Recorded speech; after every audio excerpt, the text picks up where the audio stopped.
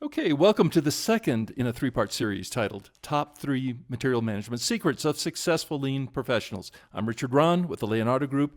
And as I mentioned in the previous lesson, if you're like me, you're busy, I'm busy, it's tough to allocate the time to watch long videos, especially online. So with that in mind, I'm keeping each of these lessons short so that you can actually take the time to watch it and absorb the content in smaller chunks. So with that said, let's get right to it and talk about secret number 2. So the topic of secret number 2 is delivery routes. And the issue here is not Kanban sizing or material quantities or those issues specifically, but we're talking here about the way in which the actual material is physically transported, physically delivered to the various points of use. And I'll have to confess to you that up until the last few years, this was kind of lower on my list of importance. I seem to recall maybe 10 years ago or more when we talk about these subjects, the attitude, at least I had and many of us had in the lean world was, well, yeah, you got to get the material to where it needs to be consumed, to the point of use. You figure it out. But I was wrong about that. This is actually a critically important component of a material system. Critically important for a number of reasons. One is that it will really influence, the material delivery route will really influence the amount of material we're going to need to stock. So the quantities are really going to be codependent with this material delivery route strategy. The other thing is that by designing delivery routes properly, we're going to essentially shortage-proof the line if we do it right. So we'll get into that in this lesson. So before we talk about what we do want, let's spend a second and talk about what we don't want. So here's a picture of a bunch of taxi cabs, and what you don't want in a material delivery system is a system kind of like this, the taxi cab method. And if you wanted to equate this to a factory, it would be a factory where you have fork trucks or even tuggers or people with carts roaming around looking for a customer, that is to say, looking for an opportunity or a need to deliver material, and then they go get it and then they deliver it. Now, what's wrong with this? Well, number one, if you analyze taxi cab utilization, it's pretty darn low. The amount of time that a taxi cab actually has a paying customer in the cab is a small part of their total elapsed time typically. So it's not very efficient. And then the other thing is it's not very predictable. So I don't know if you've ever been on a lonely street late at night. I know I have. I remember one time believe it or not, we were at Heathrow Airport and we were looking for a taxi cab. And you might think that this is a world-renowned, large, busy airport where taxi cabs would be easily available. This was not the case. Of course, it was 1 a.m. Things were pretty desolate. But this is not what we want for a material delivery system. You don't want a fork truck cruising the aisles or a material handler cruising the aisles and looking for opportunities to replenish. So what is the alternative? Let's now take a look at that. The alternative material delivery strategy is going to look something like this. More like, instead of a taxi cab, more like a streetcar system. So the streetcar, if it's running well, will come around at a predictable interval. So you'll have a schedule, and you should be able to look at that schedule and get a pretty good idea of when the next streetcar is going to be showing up. And that streetcar in a factory would be a tugger. Could be a fork truck if it's a large or heavy item, but generally speaking, it's a tugger, and that tugger is going to be following a route, just like the streetcar follows a track on the street, or follows an electric power wire mounted up above. So it has a fixed place where that streetcar or tugger goes and a very predictable schedule. In fact, side comment, the streetcars in Berlin, one of my colleagues took a recent trip to Berlin, reported back that the schedules for the streetcars in Berlin didn't even have times. They just had what's called tact, which is a well-known lean concept, lean word. Tact meaning beat. So the streetcar schedule wouldn't tell you exactly when that streetcar was planned to arrive, because that would clearly never actually happen, or very rarely, but they give you a frequency or a tact. So every 5 minutes, every 10 minutes, and that tact, in this case, in the streetcar case, could actually change depending on rush hour or off-peak hours. So they use the word tack that we're very comfortable with in Lean, and they wouldn't tell you exactly when, but pretty close. You can expect that streetcar to show up within those intervals. Okay, so let's assume then, rightly so, that we're going to set up a streetcar system for our material delivery, and let's talk about some of the things we would need to do that. So I knew there was a reason I was talking about tack time. Here it is on our list as one of the things we need. So in the case of a material delivery system, the tack time would be the frequency of delivery. So how often do we expect this tugger to come around? And we have various options that I'll be showing you here in a minute for that. But part of our goal in designing a material delivery system, a physical delivery system, would be to have that goal in mind. And we'll talk about, again, some rules to where we set that. Now, clearly, if we set our tack time at a large number, then we're going to actually require more inventory. So there's a relationship there between frequency of delivery and the amount of inventory we would need to have at the point of use. Now, in addition to a goal, which would be the tack time, we would need to have some data. So standard work, that means, and standard times. What we mean by that is, what are the tasks that are required to run this delivery route? Well, we have the tugger move time, right? The travel time. We have the time to stop the tugger. We have the time to get on it, get off it, walk back to the cart, walk to the points of use with the bins, pick up empty bins, return to a supermarket, either pick up an already waiting loaded cart, or in a coupled scenario, we would actually be loading the cart ourselves as a material handler. We need to have, again, defined tasks. What are all the things that need to take place, all the work elements that need to take place to run this delivery route? And then for each of these, what is a reasonable time expectation? So from that, then, we could actually build a delivery route and calculate the time and do it scientifically and actually build it up in a step-by-step way, as opposed to guessing or just throwing people at the problem. Now, it's not quite as simple as that. In order to be able to maintain and sustain a delivery system, we have some elements we need to introduce here into our design, which include elements of what's called a lean management system. That means a hierarchy of accountability, so that if we have a tack time or a time expectation, that we are actually monitoring that. And if we're not meeting that, then some corrective action is going to take place. Also, we want to include in our design elements of what we call the visual factory, or visual factory tools. And that simply means tools like color coding, bins, proper bin sizing, identification, aisles, almost like designing a highway system with signage, etc. So whatever appropriate visual factory tools may be needed, we want to make sure we include that in our design effort. Okay, so let's take now a look at a couple options for where we set this tack time and what the advantages and disadvantages might be of each of these. So here's an option, and that is to run our delivery route at the same rate as the rate of the line that we're supporting.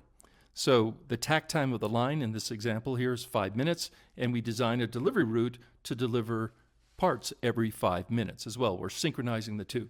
Now, at first blush, this may seem a little crazy. That's too often, but in fact, this is relatively common. In fact, it's become more common as time goes on. We've seen this in operation at quite a few different plants, including Toyota. So we design a material delivery system that actually supports one-by-one replenishment. So build a unit, replenish the parts for that one unit. Let me show you an example of what we're talking about here. So this is a picture of what we might call a kitting cart. So it's a cart that has the parts on it for one unit, and the system would work something like this. We would replenish the cart at a kitting station, which in most cases would be somewhere very nearby, even almost an extension of the consuming line itself. And then that cart would be transported to the consuming line. They would consume the parts off of that cart, and it would move from station to station if it's more than one station, and then that cart would be returned empty to the kitting cell or the extension of the line that's doing the kitting work to be restocked. And we would do this for every unit. So that kitting cart is actually being replenished at the same rate, the same pace, the same tack time as the consuming line itself. And the advantage, of course, is that if you're doing it that way, there would be no real line side material. We're not stocking material at the station at all. And if space is a concern, that could be a huge space-saving strategy.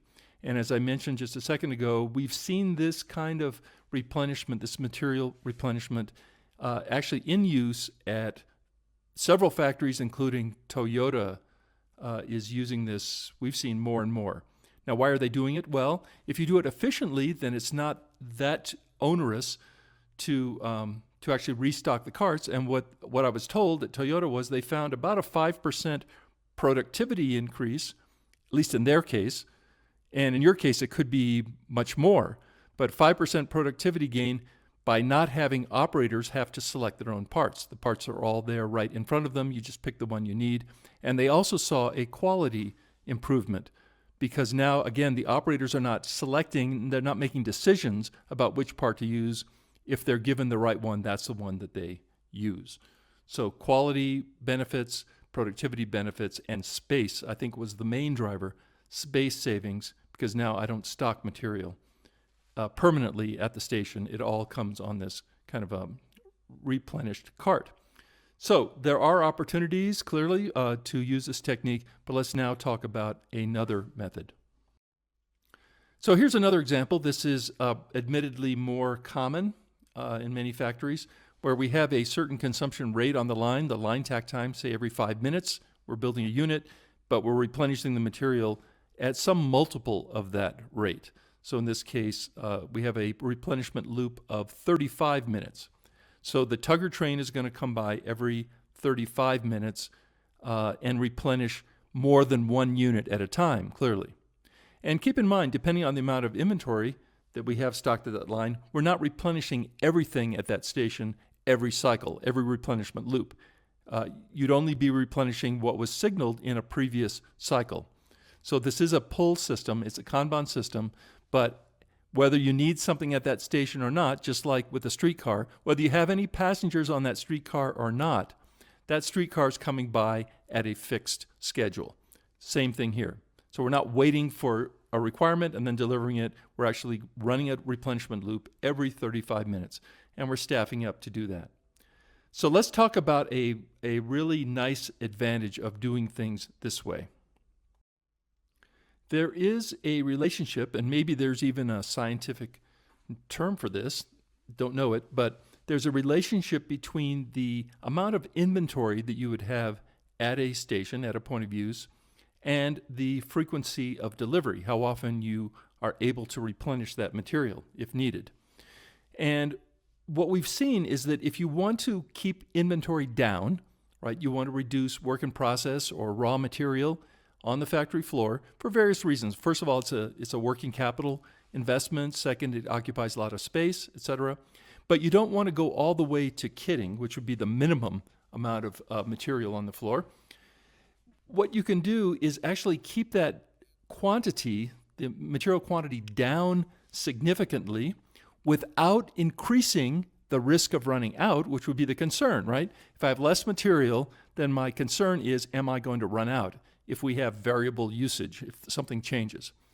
But if you can set the quantity low, but at the same time set the delivery frequency at some fraction of that inventory quantity in hours, then you can essentially achieve both benefits. You can reduce the amount of inventory that you have in process or that you have stocked at that station, and you can virtually shortage-proof the line because you're able to replenish it at a much quicker cycle, shorter cycle. So if you do have variable consumption, if you're consuming it more quickly than you originally planned, that's not really a problem. Within a certain range, that's not really a problem because you have a frequent delivery route that's going to be coming by. So that is the secret, right? The magic here. If there's a secret here, it's designing your delivery route to keep inventory quantities down and at the same time shortage-proofing your production environment. Now, what is that optimum ratio?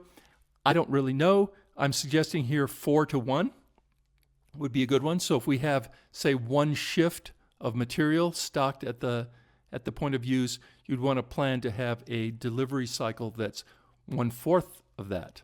So if you have 8 hours, you'd have a 2-hour delivery cycle. Now, 4-to-1 is not a scientific number. It's kind of a rule of thumb. But what we have seen at some Toyota plants, to mention Toyota again, is they're actually running at more like an 8-to-1 ratio. So they have very short delivery cycles compared to the amount of inventory, and that amount of inventory is still in the range of one shift. So one shift and of material and that delivery cycle is under 1 hour, sometimes half that. So keep that in mind when you're setting that frequency of delivery cycle. But the important thing is the ratio. And if you want to keep inventory down, you need to also decrease the time between deliveries. So that's the secret number 2. So the formula looks something like this. Inventory, in the numerator, inventory in hours, and divided by the delivery cycle in hours will give you a number. And you'd like that number to be probably 4 would be a minimum, and as I mentioned on the previous slide, probably 8. We've seen 8 or maybe even a little bit more. The relationship between those two. Now, this isn't all inventory. This would be inventory that is stocked at the line. You may even have situations where you have some parts that are sequenced. For example, you might have engines where you're not delivering in batch quantities. You're actually sequencing those engines one at a time, and you're using different delivery strategies and techniques like a FIFO lane. But for parts that are stocked on the line, this is what we're discussing here. Inventory divided by delivery cycle should be some number greater than 4, I would say at a minimum. Now, just to remind you, if you want to see this in action, and it's worth seeing, believe me, if you want to see this in action, we have a workshop coming up in September at Toyota Material Handling, who, in our opinion, for medium volume production, that is a tack time of, I think in their case, a little bit less than 4 minutes per unit. So it's not a 10-second tack time, it's not a 5-hour tack time, but that kind of volume and that kind of speed of production, rate of production, this is really, in our opinion, the gold standard.